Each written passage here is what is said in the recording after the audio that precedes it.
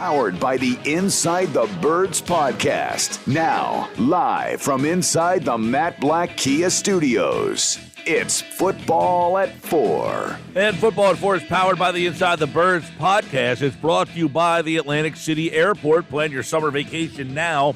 Spirit Airlines is offering nonstop flights from Atlantic City International Airport to Boston, Atlanta, San Juan, Miami, and other exciting destinations. Visit spirit.com for more. All right, Adam Kaplan is here. The Eagles and, of course, the NFL into the summertime now. Still teams, don't forget, moves are still to be made by a lot of teams out there. So Pro Football Focus today ranked the 32 off seasons out there. And one of the big things they said is, look, teams can still make moves. There's still things that need to happen. But how have the teams got to this point? We'll take a look at some of the questions the Eagles had going all the way back to the middle of May and where those answers are right now. And we got some Eagles news as well on training camp and the exhibition season that will be coming up here. Before we know it, Adam Kaplan, they'll be back on the field. And, of course, there's some news today. They're going to hold another joint practice, one with the Browns, now with the Dolphins. And this is something that we're seeing a lot more common around the league and why these teams really like to do these joint practices. Yeah, Mike, good to be with you. Yeah, so I'm going to say for a 4 to 5 year stretch, it was very quiet with joint practices, and through coaching changes, general manager changes, and getting the team getting younger, the younger GMs and younger head coaches were forward thinking, wanted to start having these again. Other than Bill Belichick, who loves these, we'll get to that in a minute. But yeah, so the Eagles made the second announcement. We had heard back in March that they were going to release one of them. And now we didn't know about the second one, so this is interesting, and we'll explain kind of the timeline and everything. So it's going to be, as you said, when they are at the Dolphins for the third week of the preseason. Remember, we don't have 4 weeks anymore. We only have 3. So that's the advantage of getting a little bit extra work and not having that fourth preseason game. But so the first week against the Jets, there's no combined practice. Now they could always do it, but I don't want to say it won't happen, but it's highly unlikely that they would do it, only because it's rare for a team to have 3 separate joint practices. It's either 1 or 2, and the Eagles are doing 2, so that right now they don't have anything scheduled with the Jets. That's their first preseason game, which is on a Friday night. And then they have, it's really interesting, we didn't talk about this last week when we were with you, but their second preseason game is on a Sunday, and it's at 1 p.m. Eastern. So right. It's actually the same as it would be in the regular season. Now, what they'll do is they probably will practice Thursday and Friday that week. You don't typically practice the day before the game. In fact, you don't do that. That's a walkthrough. So it's not set yet. They haven't released a practice schedule, but typically you stop practicing jointly 2 days before you play. So maybe it'll be Thursday and Friday that week, and then you play Sunday. And then week 3 is Saturday, the 27th of August at 7 p.m. Eastern. That game is at Miami, which means they probably would practice Wednesday and Thursday. I will almost certainly be to that one because I have a long training camp tour, which will be my 18th year of doing these. And I typically, Mike, like to end it around the third week of August, so I definitely will want to go to that one. Though it'll be unbelievably hot. It should be in the hundreds and humid. It's awful in Miami, but they have by the way, they have a new training camp, new training complex, which opened in the last couple of years, which apparently is amazing. So there you go. At Cleveland, at Miami, weeks 2 and 3, and they will have joint practices at Cleveland and at Miami. Yeah, so you just broke down a bunch there. The preseason used to be you played on Thursday nights for the most part. There are no Thursday preseason games for the Eagles. They used to close out with the Jets. Now they're opening with the Jets Friday, Sunday, Saturday. Now, on these, a lot of players don't play in the preseason. So why hold these joint practices? What are some of the advantages there, and why have these become so popular? Because you have these games, it seems like these practices are almost more impactful or more important than the game sometimes. Well, it's interesting, Mike. So what some teams are doing is it goes to what you were bringing up. So what they'll do is they may practice, let's say the veterans, let's say the first week of the preseason, that's the game at home against the Jets. By the way, the only Eagles home preseason game of 3. So let's say they decide that the veterans will practice a decent amount. there's a very good chance they won't play in that first preseason game or play very little because they just got all that work. And remember, it's going to be very, very hot. The games, the first preseason game is on August 12th. The last one is on August 27th. So as we know, it's generally in the 90s then, and humid. We get the humidity in the summer. So like we saw in the first preseason game, might have been against Cleveland. I don't remember who they played. The first preseason game might have been against Cleveland. I don't know whoever it was against last summer. That was the game where the veterans didn't play, and then the Eagles had Miles. No, the veterans played. I'm sorry, because they didn't have any joint practices that week. And then Miles Sanders wound up being held out where the veterans played, and we couldn't figure out, like, why are they doing this? Are they trying to trade Miles Sanders? No, they weren't, but they decided to hold him out, and then they would play him later on. So maybe they'll do the same thing again. Maybe not practice maybe the veterans play in the first game, and then once they get to joint practice, the veterans practice in the joint practices, and then they don't play a lot if they don't play at all, maybe in the preseason games. Yeah, keep that in mind now. There's only 3, so how are they going to kind of navigate their way through these? Because a lot of players and a lot of fans, there's like this polarizing discussion, mostly from the older side. It's like, you got to play these guys. They got to play preseason games. And the coaches, McVay and the Rams, they don't play their guys at all in the preseason. So you're seeing more and more teams back off these preseasons, and they utilize these practices, these joint practices, as a way to get those guys. Because really, Adam, they can kind of stew down and distance the way that they want it, and that scenario might not come up in the playing time during the preseason game. Right. So, Mike, the way these are scheduled, I've seen them. I've seen laminated schedules before. So what they do is they have, let's say, they could have 8 to 10 different practice periods over an hour and a half to 2 hours.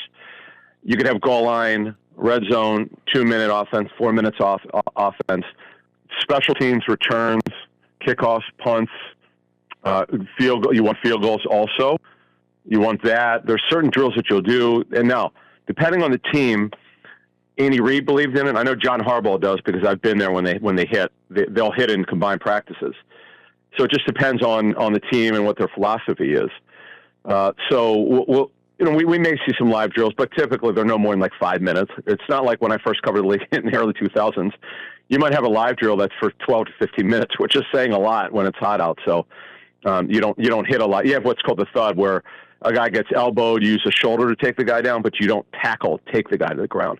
But the advantages are very simple. You're getting a look at a different team that are not guys of your own.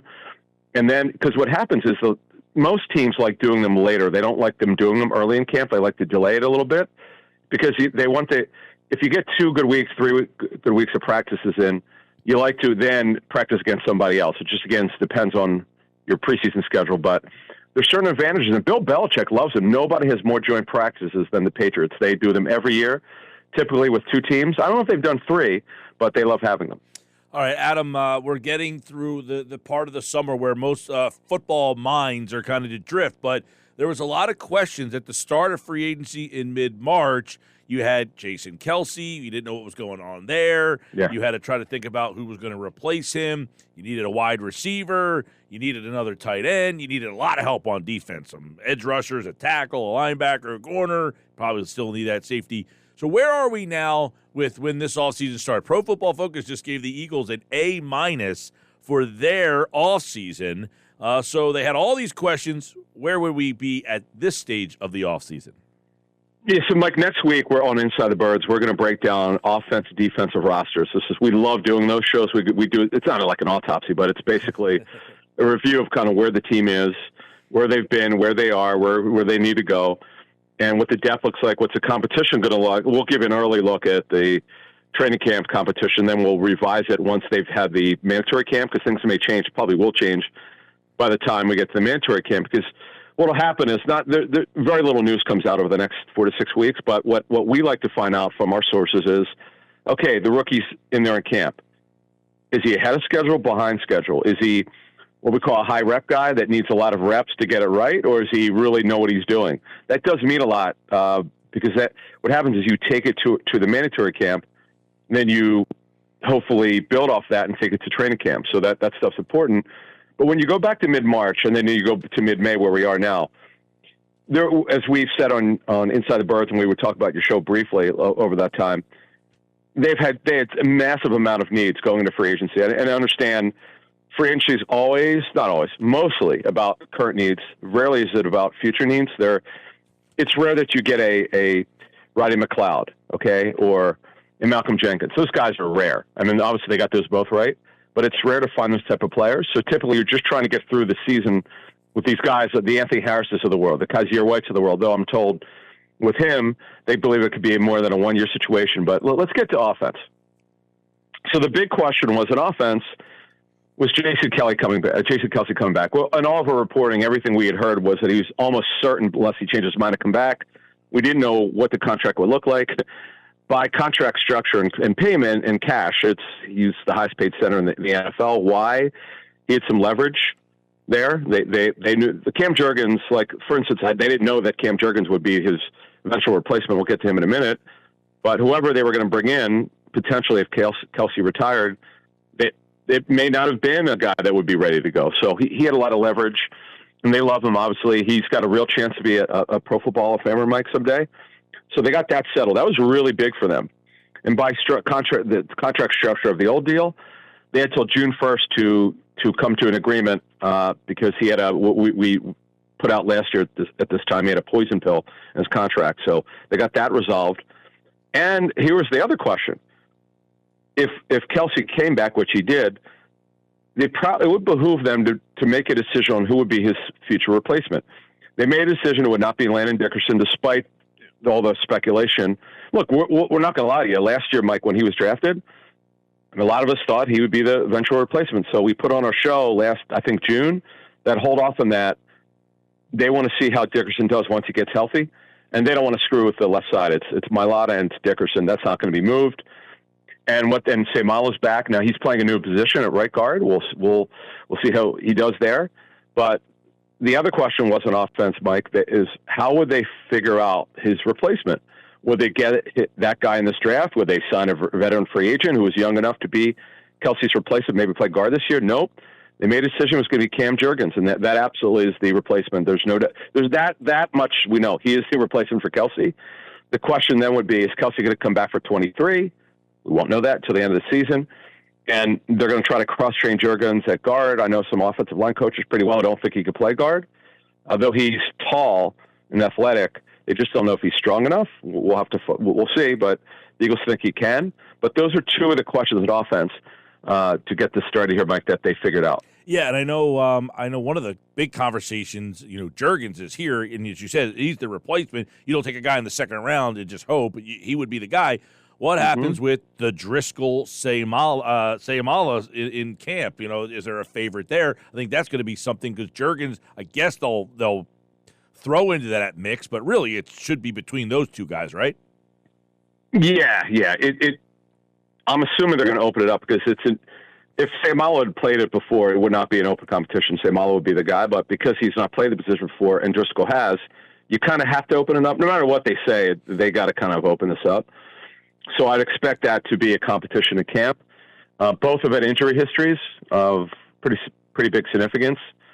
Driscoll's been hurt both of his years, but what they love about him is exactly why they drafted him, and he looks like that. He's going to be that guy who could play right tackle, could play right guard. He took snaps. I think he took snaps at center in training camp last year. I'm not 100% positive, but I remember talking to someone who said that was their plan. And then I know he did in college a little bit. But the fact of the matter is they love him. And then, by the way, there's another guy. Jack Anderson is a guy they absolutely love. They signed off the Bills practice squad last year. The Bills tried to keep him. They were not happy that he signed with the Eagles. They wanted him, I'm told, to wait 2 weeks. And he said, nope, they're going to give me a chance to play. And remember, he did start the Cowboys game that meant nothing to the Eagles in week, whatever that was, week 18, week 17. But the competition is going to be great in training camp. They've got that settled. Yeah, that's one I'm looking forward to. There's some more competition as well. Adam Kaplan, Football at 4 from Inside the Birds podcast at InsideTheBirds.com. You got Zach Pascal here. They traded for A.J. Brown, so that was one of the big questions. They needed wide receiver. They brought in 2, and they needed that tight end. Calcaterra, Richard Rodgers is back. So they tried to add some more weapons on the offensive side of the ball. I'm interested to see, too, like, Pascal, is he the guy that they're going to feel more comfortable with? Is that Quez Watkins? Do they want to say Rager kind of win that job? I think that will be definitely one of the big storylines. It is. It's so funny because all Eagle fans had been up in arms about the receiver position. The misses in the draft, though Smith looks like he's going to be a stud. Who the hell knew about A.J. Brown, Mike? It's just so incredible. I don't know where you were when that trade happened. I was on television for Sports Grid, and my hair was on fire. I'm like, wow, one of those things. Like, and they kept it quiet. I got to give the Eagles credit. And I've always been such a fan of his, and I've watched him practice before Titans camp. I was there in 2019. I just know how much they love A.J. Brown. Still kind of shocked by it, but yeah, now because you have A.J. Brown, okay, Quez Watkins definitely is a backup. Zach Pascal's a possession receiver who's there because he knows the offense. He's a tough guy, high character, possession receiver. When you go 11 personnel, he could be in there. Now they insist Rager will be on the team. Okay, I'll believe that when we get to September. They're certainly not going to cut him. We reported this weeks ago. That will not happen under any circumstance. But as far as trading him, I got to believe they're going to get some value for him at some point, but they won't give him away. That's probably why it hasn't happened. But okay, fine. He's on the roster. And then you have Greg Waters back. So it's just a rotation. I don't know it's so much competition, Mike. It's just a rotation. And the great thing is you've got A.J. Brown. He's really what we call an X receiver, single-side receiver, but you can use him in motion. Smith will be their Z, who can move everywhere. Quez Watkins could play inside or outside. And he's a good vertical slot. Pascal you can play him inside or outside. He's better inside. He's a tough guy, too. He'll make tough catches. See, what happened with him, Mike, last year is people, don't like him and all this. Fans don't. Got to understand, folks, he had to play a lot because of Paris Campbell's injury. They also had another injury at receiver. So he got him into a position he was not comfortable with. If you leave bench players on the bench and only let them play limited snaps, they're probably going to be pretty good in that role. So that's the way they see the receiver position. All right. And then over on defense, there's so many. You mentioned Kaiser White, and he was a guy that I was excited about the signing. I thought that was – how does he fit in with Nakobe Dean and T.J. Edwards, and you've got Davion Taylor? I think where White is, I mean, we're talking about questions that they had back at the beginning of training all season. Well, they signed White. Okay, that's a nice signing. Now what? Yeah, so they're going to be a nickel team, whether it's 5-2, 3-4, and then 5 back, whatever you want to call it. They're going to have They're going to have only 2 linebackers on the field the majority of the time. Those linebackers should be, if healthy, Nakobe Dean, Kaiser White. When they're in goal line or in their team, like when they play the Titans, that's when T.J. Edwards could be on the field a lot. Davion Taylor, he's been hurt. What we're told is his tape looked really good before his MCL sprain that he suffered last season. But Nakobe Dean is really good, like a really good football player. I don't see any way that Taylor's going to beat out White or Dean. And just my sense, based on what I'd heard at the time of the signing of White, they really feel this could be more than a one-year relationship. But obviously, he's got to play well. And look, the other thing is, Mike, the start free agency, they had no depth at linebacker. Now they've got it. White, Edwards, Dean, Taylor. Those 4, when you're only going to play 2, that's all you really need. Jacoby Stevens is still trying to play linebacker. He's a long shot. And then, now, obviously, when they go with their pass rush package, Hassan Reddick will be on the field. It just depends on is Hassan Reddick going to play 60% of the time, 40% of the time? I couldn't tell you. That we don't know enough about him. We know he's there to rush the passer, do nothing else but rush the passer. And there might be weeks he plays 70%. There might be some weeks he plays 40%. We don't know yet. His amount of snaps is just going to be dependent on depth, down and distance. Are they blowing a team out? Do they need? Are they a situation where they're up big and they just want him to rush passer? We don't know that yet. We know he's a strong side linebacker. We know they're going to play some 34, which means he'd play outside linebacker in a 34. But when they go against power teams where you just want run game guys on there, that's where Jordan Davis comes into play, and that's where T.J. Edwards comes into play. Well, they definitely have a lot of options. And one guy they did bring back, Derek Barnett, definitely intrigued by. Can they – I don't know. I mean, what kind of role does he have? Do they just kind of use him? And does he give you more as a scaled-back guy as opposed to an every-down player? I think that's going to be something that, they brought him back and people weren't all that thrilled with it, but I think it was kind of a savvy move. You know what? They know the player. I have to take Nick Sirianni at his word that Derek Barnett is a smart player, though he has dumb penalties. I think it drove Eagle fans out of their minds when Sirianni had that quote. But he's with them every day. We're not, and we'll just take him at his word. But what they really need to do is add 2, and they added 1. Will they re-sign Barnett? Okay. Now, if they're running a lot of 34, will he have to be a stand-up linebacker? His arms are too short to play Deanna 5 technique in a 3-4. That's just not what he can do. But he could be a decent stand-up linebacker. Boy, Reddick, I've always felt he'd be great as a 34 outside linebacker. Now, when if they're playing a 43, Reddick will be the strong side linebacker. If they're playing 5-2, maybe he's not on the field so much. See, that's another thing. We don't. We talk on Inside the Birds. We put this on a show a couple months ago, but we talked to people who know Gannon well, and they said that he didn't run quite the defense that he wanted to. He ran some of it, but there were just because of personnel issues. Well, because of the addition of Jordan Davis, Nakobe Dean, Kaiser White, Hassan Reddick, at least their front 7, Mike, they've had significant pieces. There's just really no excuse now that you can't be multiple, and that's really what I think they'll be this season. A lot of changes, as we chronicled, where they started this offseason and where they are now. Football at 4, Adam Kaplan. Check out more Inside the Birds podcasts. Drops Thursday, 6 a.m. And, of course, you can check out InsideTheBirds.com. More Sports Bash, and, of course, Football at 4 tomorrow. Moshe is back. Adam will be back on Friday's show, and we'll talk more football then. Adam, take care, bud. You got it. Thanks. All right, Adam's back on Friday. Moshe is here tomorrow. Andrew on Thursday.